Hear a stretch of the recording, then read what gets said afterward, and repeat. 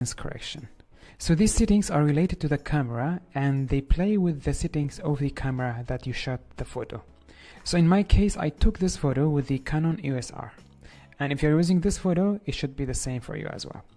The first thing we have is remove the chromatic aberration. The chromatic aberration is this. When you have these colors, the magentas, blues, and turquoises in your photos in the edges of your photo. If you want to remove this, and if you have this in your photo, you will just go ahead and enable it.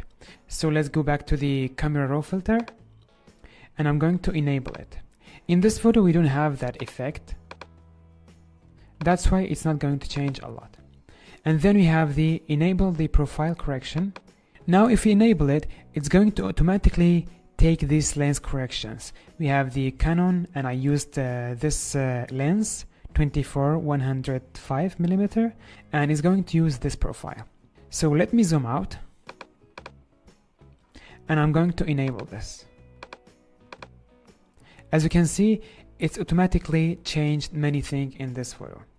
And this is not what I want.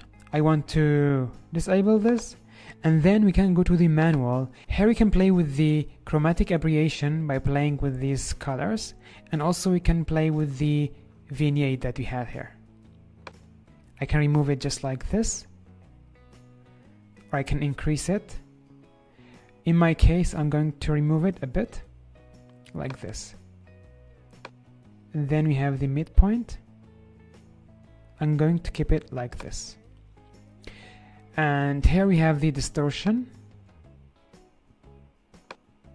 I'm going to keep it at 0.